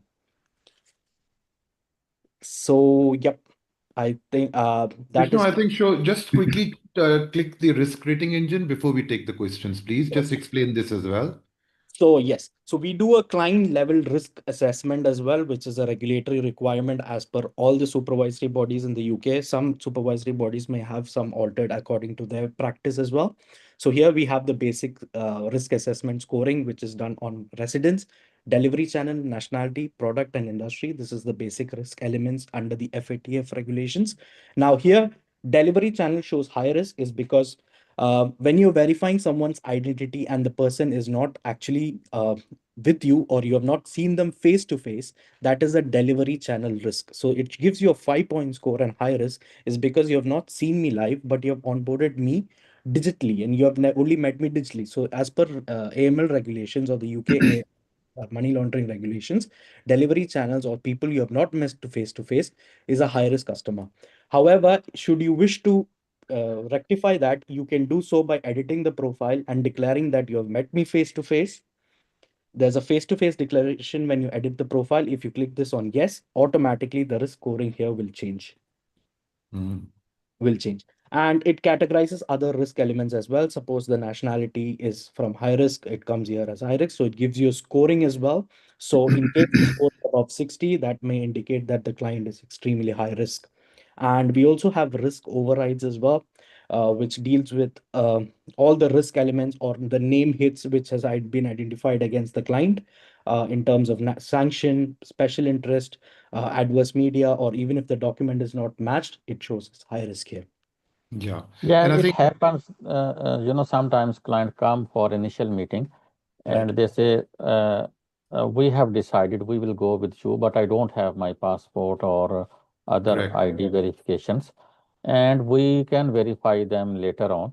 So, Vishnu, are you suggesting that if we have met them personally, then we can override and change it manually that we Yes. have met them? You can do that. Yes, you All can. right. Okay. Yeah, you can do that. And I think, Vishnu, just very quickly, so from a perspective of regulatory compliance, the system log here on the left side, if Vishnu, you can click, not the activity timeline, we'll come here in a moment. The system log on the left panel, right at the end. Go left, left, left. Yeah. So everything is recorded, time-stamped here. Anything and everything anybody does in the system, it's fully time-stamped. And Vishnu, go back and just click on the activity timeline as well. So, like a social media page, anything and everything that you do, there is a timestamp associated with it. Who does it? Who did it? And what kind of an action that person took. So I think this concludes our part. We wanted to focus more on ID verification, which we presented. Ishtaq Saab, over to you both, and we can open it up for questions if there are any, please. Great. Thank you very much. Yeah, that's very informative, and I think it's convincing that the product and system you provided. And I can say more confidently this because I have just done two. Mr. Radhav, they have done the two verifications. One yesterday and one during this session. That's very During kind of this you, our sir. session, I just did it, and the first one had some very interesting risk outcomes. And Vishnu know that I shared with him as well, and Mr. Asif Yeah. as well. Yeah. But before any going further, Mr. Imran Sajjad, one of our practicing member here in London, he had a very important and very future-focused questions. Mr. Imran Sajjad, if you can please unmute and put your question yourself, I think that will be better, please. Imran Sajjad, please. I think he's traveling. That is why he sent a written question. All right, I then think I can read myself. For Mr. Imran put one first question, and for all of us, even Ishtiyaq Saab and Vishnu and Ali Raza Abdi and anyone, please, yeah, for the sake of knowledge sharing. First question: during that 12-month transition period, when a director's ID verification is not required until a specific date in 2026, would those companies be able to submit CS, confirmation statement, or any other web filing before the ID verification is completed?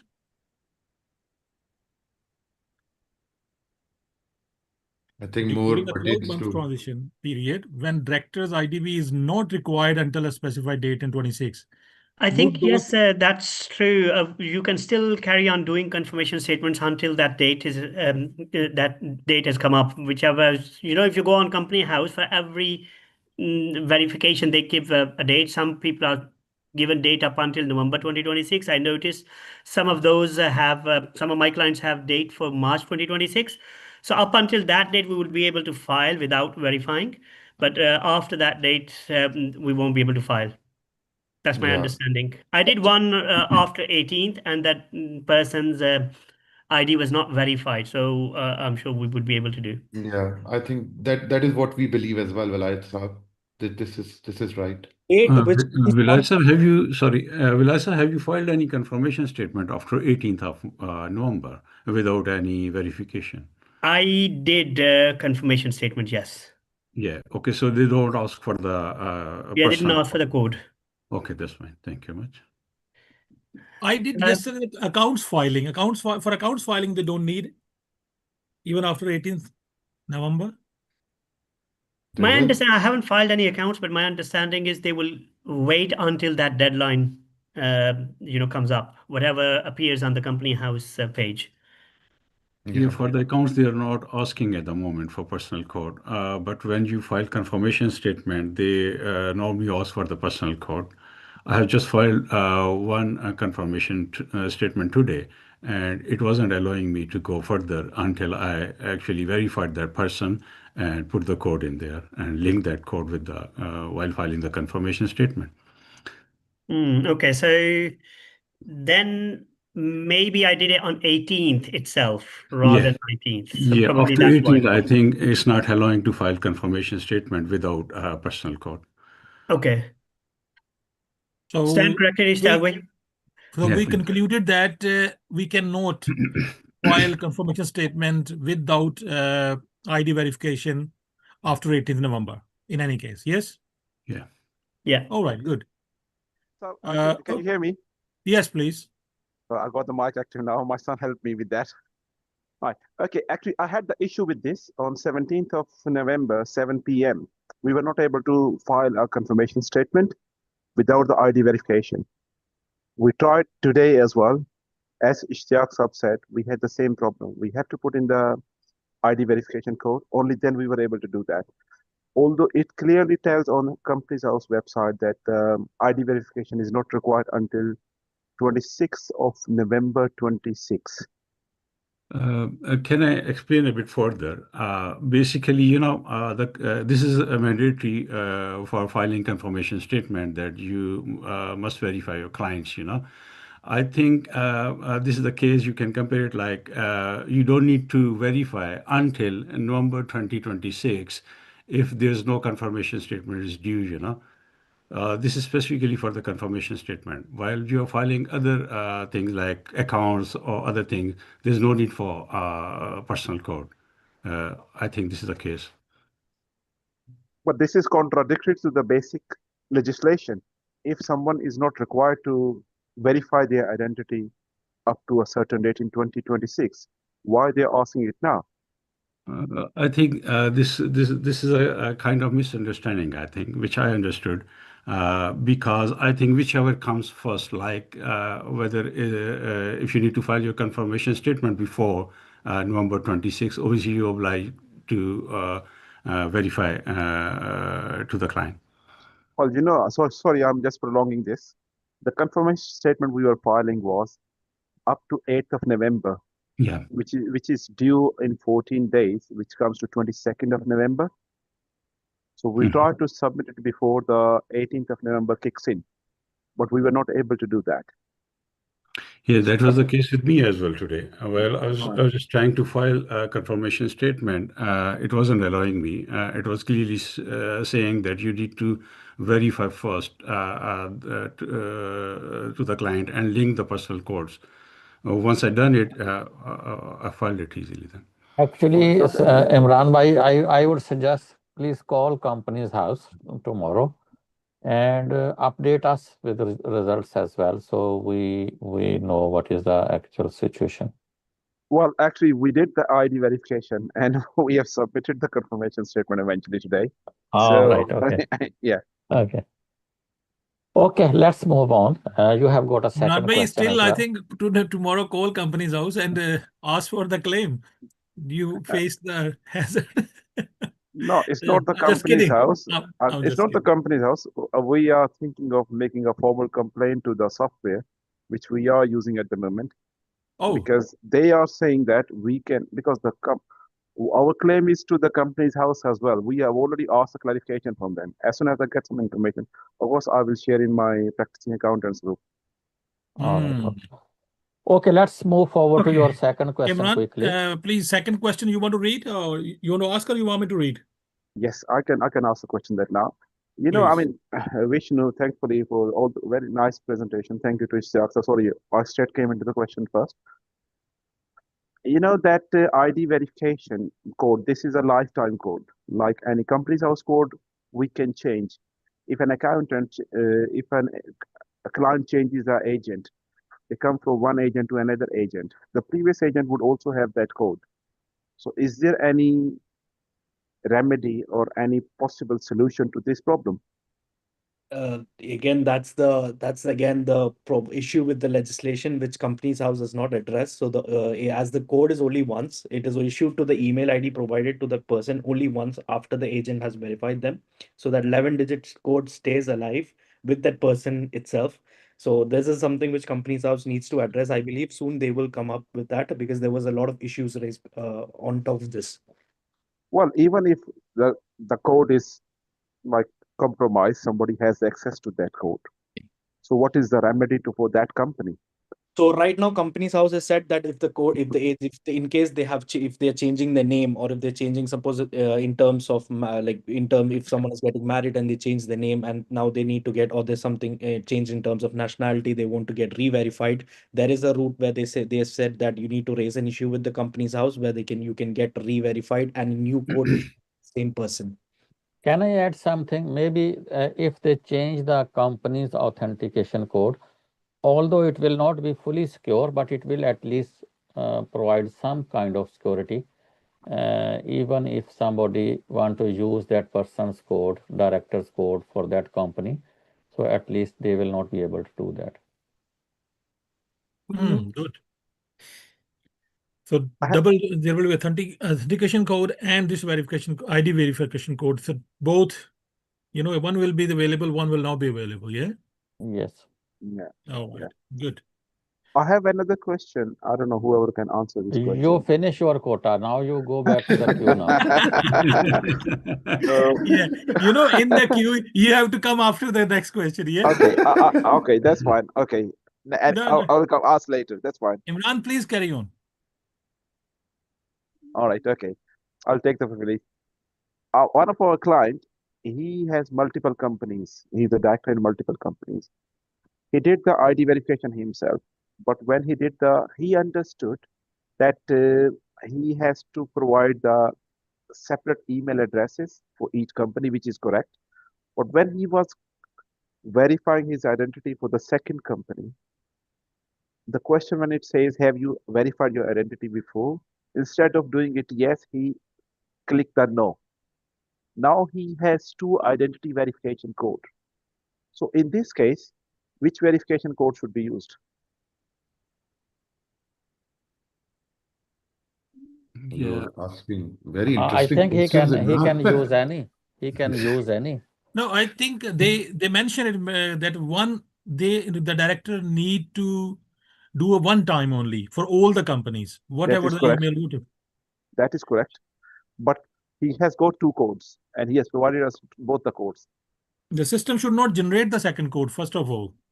Well, that is only when you click that you have already verified your identity. Instead of clicking yes, he picked the no. Yeah, no, it happened to my client as well. So this is like another key for the same lock. Whatever key you use, lock will open. So he can use any code, I understand. Yeah. I Okay. think this is a understanding. I don't have proof. glitch in a company house system, basically. The company house should have identified this date of birth, this name, this address is already verified using another email address or whatever way. They should say, okay, somebody is doing fraud or something and trying to verify this person again. And they should have blocked them. Imran, again, there is a chance to call company's house. No, I'm not doing it. I have passed on all the verification to the clients. I don't have time to do this. Company's house का बंदा आके घर के बाहर बैठ जाएगा तुम्हारे. Not me. It's not me. It's the director's address. All right. Okay, Imran. Sorry. So, yes, Mr. Malik. No, I think if there is another one in line, just go ahead with Mr. that question. Abrar Then I will Kiani. ask something to Adenfo. Mr. Abrar Kiani asking a question. Mr. Abrar is our UK member, but he is residing now in the USA right now. So Abrar said, I observed that the Adenfo software collect a lot of background data about a client from online sources. Does it use AI for that purpose? And also, is it regulatory requirement or is it a supplementary collection for the firms? Please explain what safeguards or quality control measures are in place to ensure the accuracy and reliability of that data. Can I just add one more thing? For example, it's connected to this. Do we not need to explain to the client what data we will be collecting? Because at the moment we are saying, oh, we are just verifying your identity rather than doing verification. We are collecting further data as well without letting them know. Yeah, it's a very interesting question. So we demonstrated to you our off-the-shelf product, by the way. This is all modular. So if, for example, we don't need to check anything online using AI and all those kind of things, we can mute it. So name screening, Vishnu showed you the AML kind of checks. We can just completely mute it. And for ACSP, it'll only be the ID verification related requirements. That's part number one. Part number two, yes, there is a lot of AI enabled into it. Of course, the future is going towards the AI side of it. We have huge guardrails. So ISO 27001 certified the company is. All of the data is based in the UK. We are fully GDPR compliant, and all the regulatory requirements that are set forth, we comply with those requirements. So from that perspective, we are actually fully covered. But just to answer that question, asking for additional information, if that is not what is required, we can easily circumvent that by just completely muting the other two modules. That's right. All right. Hopefully answer done. And moving to the next question by Mr. Mohammed Aslam from Leeds. If the same person is having significant control as well as director of the same company, should they have two separate codes? Oh, it's me. I done for significant control and director as well. Yeah, it's me. So It should you be got only two one. different codes? No, it should It's be the only same code. one. It'll only One be code. one. Just It's the only same one code. code. One Yeah, code. single code. So same code for the both. Yeah. Yeah. All right, good. Question these ones so far done. And Mr. Ejaz, Vice Chairman, UK Branch Council, Mr. Ejaz Chaudhary, our senior fellow member. Over to you, sir. Please unmute and your. Assalamu alaikum to everybody.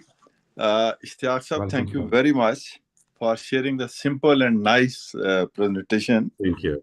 And I have only two little questions because you people are practicing and you have a lot of knowledge. But being a participant, I thought I should also ask one or two questions. Suppose some director verification is failed. What would be the impact on the company? Number one. And secondly, what is the life of this verification? It is unlimited life, or it is to be revalidated after a certain period of time? And thirdly, it looks very attractive to be ACSP. And Mr. Nazakat Ali also quoted the price as well. You know, it's a good business. So will anybody have like to share that what is the quantum of the business? How many companies are there in the company house? And how much verification is expected? And what could be the volume of the business? So these are the only 2-3 questions, if somebody could answer. I will add that, Mr. Razabdi, your market share and UK Branch Council share. Yeah. First is, I mean, what will the fate of the company if the director verification has failed? So please. I think my verdict is simple, and I am not an accountant here. We are technologists.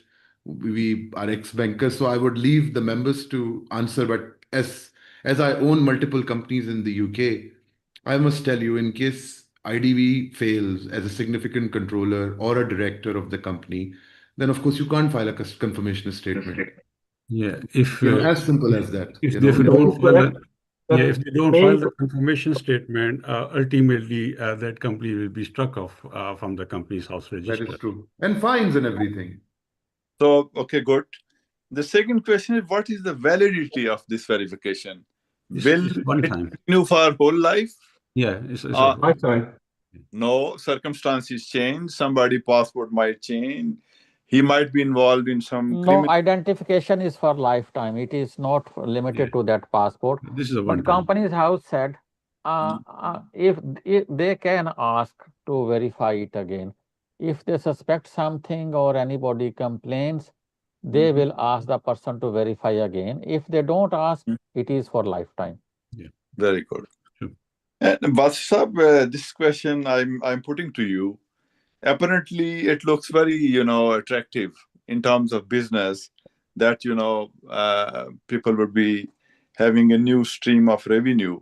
But don't you think that for the ACSP, a lot of new resources are to be deployed, training is required, compliance department is to be more strong, and then over and above the protection of the data, and so many things are involved, and we are at this stage we are very happy that we'll be earning some. No, I understood your question. Actually, I think I am very happy that this legislation has been brought up. Previously, what was happening was we will find out when client says, oh, I am here and the inspectors are here and they are asking me this, that and the other. And then we start worrying, oh, let's check our file. Did we do this check properly or not? Did we, is engagement letter in place? Did we do the AML check after 3 years or 4 years again? So I think this a lot of hassle will be avoided. I know it is a little bit of hassle, but we can use the company like Adenfo and don't take this responsibility on ourselves.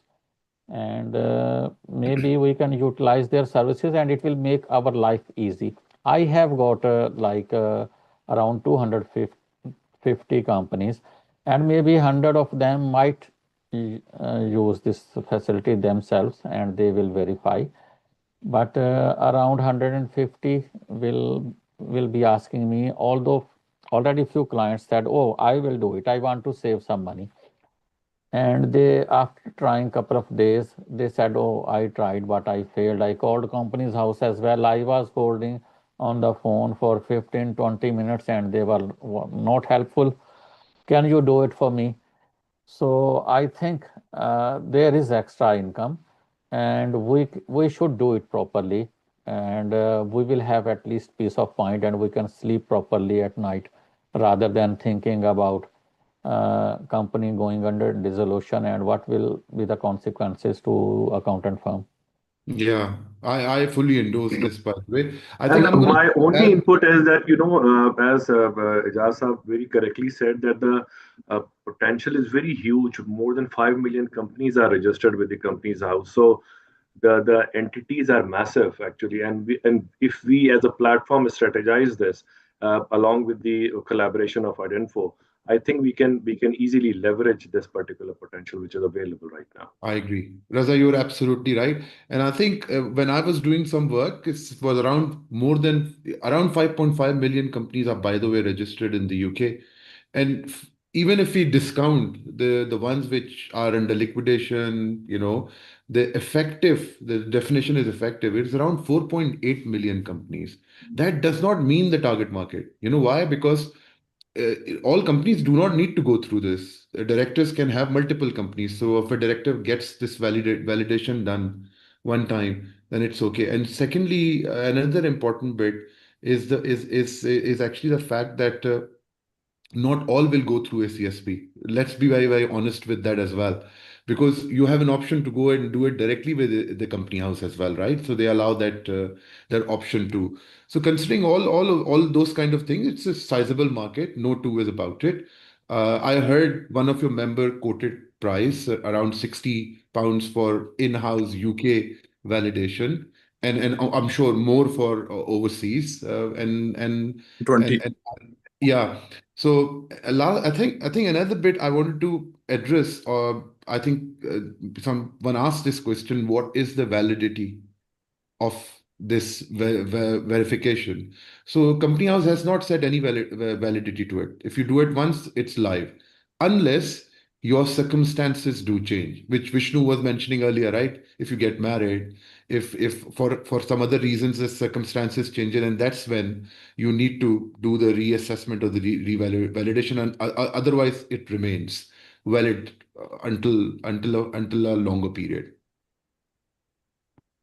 All right. So, Answer, can I? basically, so my simple answer to Ijaz Bhai's question is that you prefer to use third-party software like Adinfo. So this is the simple answer to his question. Can I ask Yes. something? It's from Adenfo, I think mainly, but probably Nazakat or whoever, Wasibai, whoever has started pitching this as a business to the client. So when I'm just sending emails to the client saying, okay, now this is a requirement, so you need to verify the identity, which you can do it yourself, or we can offer the service for this much price. Now, a few have come back and said, okay, we will send you whatever documents you need, we can send you, and then please go ahead and do it. My understanding, they are trying to save their time to go online and try to upload the documents, enter the data, whatever. With Adenfo, we are asking them, okay, we are sending you a link, click on the link, upload the documents, take a picture, a selfie and video and all that kind of stuff, and then verify yourself. And then for that, we are asking them the money, but for the work that they are doing it themselves. When I did for example, I haven't done any clients ID verification yet, but when I did myself on the company house, I don't remember exactly, but I don't think I had to upload any document. I just had to put my passport number, expiry date and all that kind of stuff, and it was verified straight away. So to me, verifying it that way is a lot easier as compared to clicking on the link and taking the picture and uploading the data and all that kind of stuff.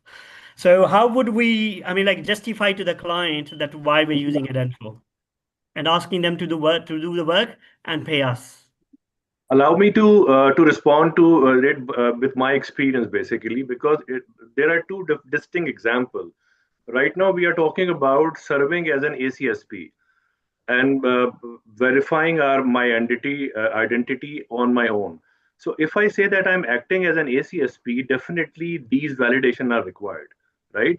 The example which was earlier quoted is Raza Ali verifying himself to the company's house directly.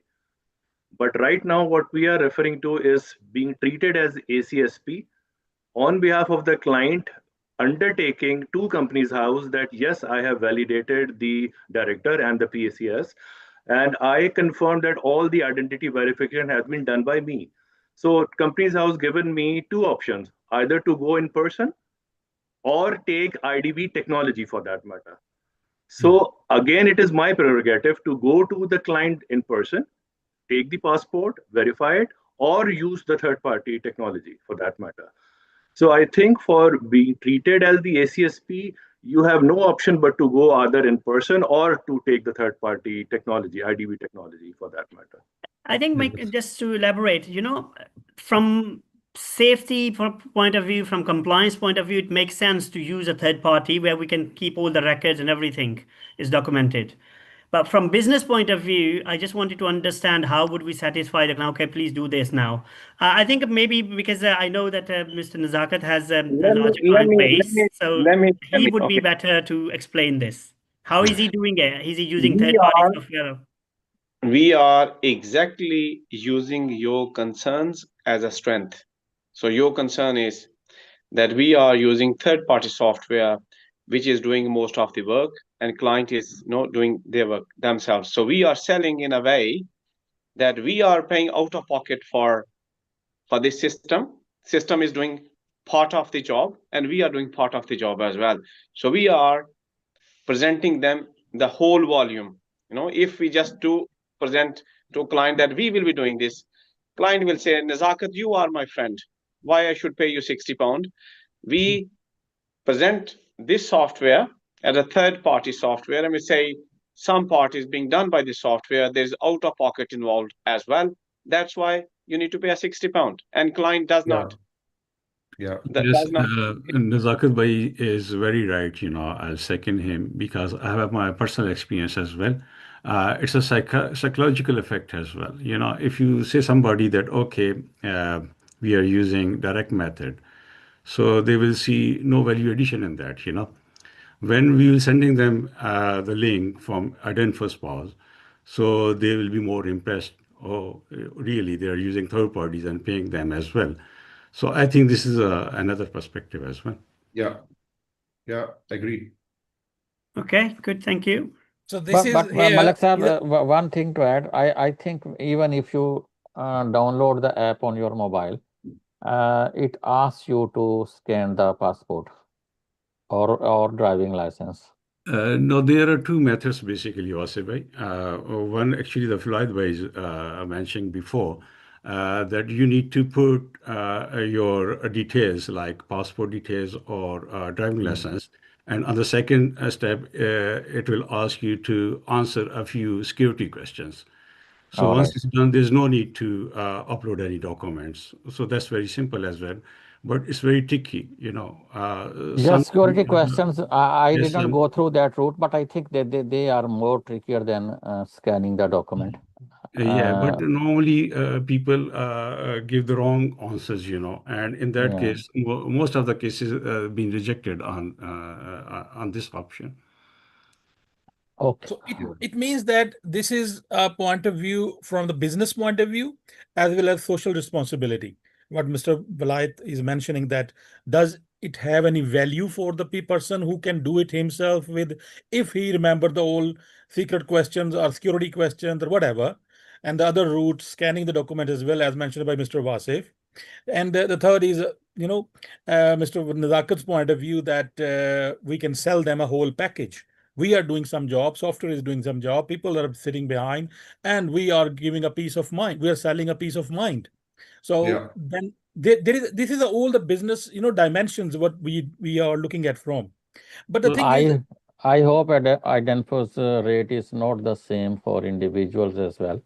Otherwise, they will say that that software does not cost that much. yeah, that's another thing.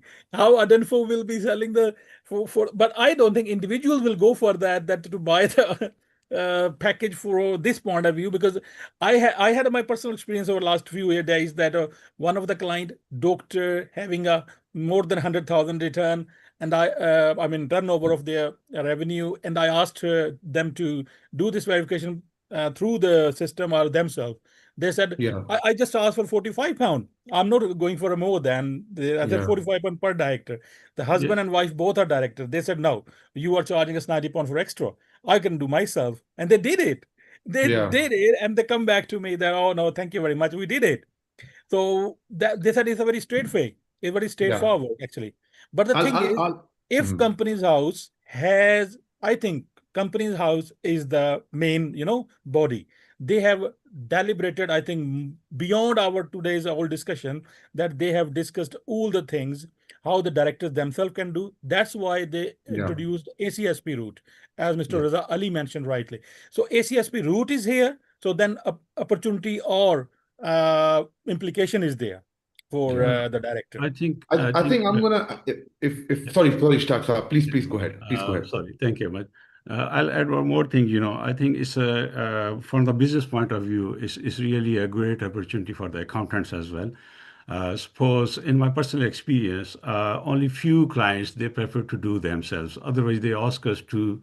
They're ready to pay. Whatever we ask. We Yeah. ask 50 to 100 pound.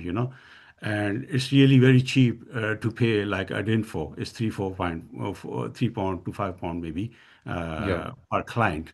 So Yeah. which is just nothing. They are taking all your responsibilities, and Yeah. they are actually doing your job. And again, as Nazakit Bhai said, it's a great opportunity for you Yeah. being a business. Shahzad I bhai, think we are mindful of time as well. Let's come Oh, yes. Yes. to the I can. important point that how we contact Idenfo and what is the onboarding process, and do we have to mention that we are from UK branch council and they will give us some yeah. special rate, or what's the procedure? I think if you allow me that liberty, and Yeah. in the interest of time, I will pass this question to Raza on the commercial side from Acupert. But I want to mention something. We have the capability. We have our own finance function. We have 3 companies in the UK. We can go and update confirmation statement, our financials, each and everything on the company house, website ourselves. We don't do that. We have an accountant, and that accountant does this job for us. That gives us the comfort. One thing is that. So this exactly, you guys are rightly saying it. It's an opportunity, a business opportunity for you to just generate some revenue. And I think Ishtaq Bhai just mentioned our pricing is just for one verification is 3.5. We can in fact white label it for your usage as well. I'll come to what this gentleman just now asked about how to contact us in a moment. But another bit I wanted to mention, listen, there are subject matter experts for each and everything. I go to accountant because I want accountants to look at my audited financials, my bookkeeping, and hence and so forth. There is also a regulatory requirement on accountants across the globe through FATF in terms of compliance on AML standards. So when you deal with Idenfo not only provides ID verification, and subset of it is ACSP compliance. We have a full suite of AML software, which of course, again, in terms of the pricing, it cannot be a handicap. You'll be surprised to know the value we create and the pricing we charge. It's hugely different. What we want to do, we want to work at the lower end of the pyramid, build a lot of economies of scale, and build customers, millions and millions of customers across the globe. So just wanted to give you that comfort that it's not only ACSP. We can perhaps solve your solutions related to AML compliance too. So just wanted to give that comfort to you. So over to my friend Raza Ali. And Raza, if you would like to talk about the commercial side of it, please. Yeah, surely.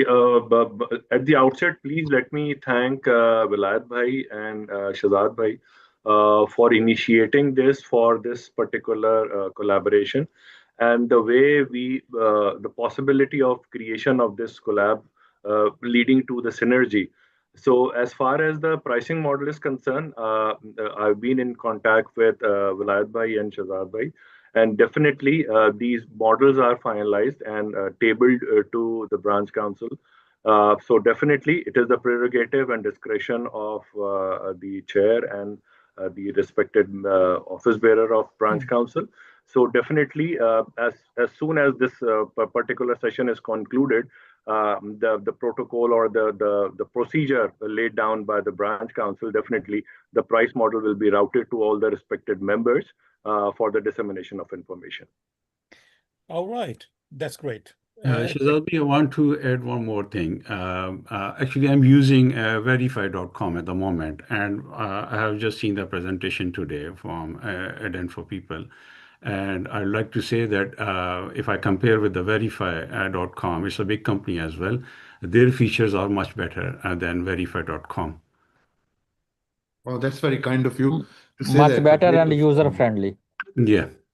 No, and some, I think we have a couple of clients from ICMA UK Council. So you can perhaps take their testimony as well. I heard, Mr. Shadad, you know them, right? Yes, I know them. I did it personally. I did it, and there was, as mentioned earlier from Mr. Ibrahim Kiani, that you guys are using AI, and Vishnu said told that the latest AI tools you are using behind for searching, and it was a surprise for me that the person I verified is actually Pakistan background, and the name was matching with some other people, Yeah. and it took all the people out, and it was mentioned that Mr. XYZ, and there was one of the Mr. XY same name was in Sindh High Court charged something against the name. Yes, And it's that's a right. mention there, this person, they have a criminal record with that. And then there is another thing is PEP, there's a politically exposed person. Yeah. So that area was highlighted that some person is, having some background somewhere in the world, and he is highlighted here in a risk area, and then the risk was calculated, and his verification is pending. His verification is not done, and here comes, your role being accountant or ACSP, that you can personally know that, and you can check how many hits the word used Eden for using, how many red hits are there, and how to remove that, or how to add, there are more I'll say customization available for us to how to remove that. So I did that, and there is a synergy element available, and hopefully it will be a win-win for everyone, the directors Inshallah. and the accountants and the info. And the pricing that Raza and the honorable, the council will share with all of the members, please note that pricing is dedicated for the council, and it's only relevant to ACSP, the ID verification bit. But what Shahzad Saab has as a subscription, the pricing of that is different because that also includes the AML part. So just wanted to give you that assurance. Nonetheless, that pricing, including the AML piece as well, you'll be surprised to know it's just for 100 profile. We only charge £350. Is that right, Eve? You were very quiet. So Eve is. No, that's absolutely right. Actually, the prices for the whole AML are slightly higher, but we came to a very, kind of a very good deal for the council, and I hope everyone will appreciate it. And really, I think we probably will be unbeatable in terms of the market and the pricing that we provide, but mainly it is because everything is in-house built. No, Sorry, I just need little bit of clarification here. When you are saying it includes AML as well, so AML for the same person, or AML for we have to use the one credit for AML plus ACSP for the same person, or it can be a different one? Just if you could clarify the question, because if you screen someone and you have the whole AML system, right, which is the name screening, PEP, sanctions, adverse media, and so on. Then you have the identity verification, which is the ACSP part, right? And then the last, you have the customer risk assessment. So all these three elements wrap around that full screening for a customer, or a person or an Like entity. one credit will be used for one person only. That's right. That's right. Whether we do the whole check or we are limited to ACSP. That's right. Okay, that's fine. Yeah. But I think Mr. Raza said only ACSP is on at this price. If we do ALM and other, there will be in different price. No, it's the baseline. So once you share the price, it'll get more clearer. So Raza, if you allow me that liberty, so just stealing the thunder from you. So £3.5, which Mr. Naqvi earlier stated. So what I can offer for 100 profiles, £3.5 per transaction, and £350 per annum is what we will offer to the council. Including all of the three types of AML, services. everything. Yeah. So this is what All right. we're here to facilitate. It's all, as I said, I'm a product. Yeah, no, I understand, Mr. Raza. That's good that you guys are, with this thing. I think we can discuss after the conclusion this all this thing. Yeah, we will discuss that. And this platform right now, ACM is all over the world members. This is a live streaming, and our members are everywhere. You know that it's about 10,000 member, and it's on the official channel, the official YouTube channel, official all the so this is gone to everywhere. So it's a big platform, yeah, and it's recorded, it will be on demand available. So That's great. This is a big platform being provided. So hopefully everyone will be happy. And because time is we are 12 minutes overrun, and I will formally, on behalf of UK Branch Council, want to say thank you, Mr. Razabadi. Thank you, Ev. Thank you, Vishnu. Thank you, Hamad. Thank you, Raza Ali. All the our guests and branch members and Chairman Mr. Walayat Malik and Mr. Ijaz Chaudhry, Sayyid Ishtiyaq Naqvi, Ijaz Chaudhry, and Nazaka Sahib. I can name all. But thank you so much for sparing your time. And this is actually the discussion forum. This is what we call interactive and discussion and thoughted and discussed. Knowledge sharing. Yes, knowledge and experience sharing. So hopefully we will do more and more such sessions with the help of Edinfo and all the members. So from our side, that's the all. And thank you again. See you next time. Thank you very much. Thank you very much. Appreciate that. Take care. Bye. Bye. Bye. Bye.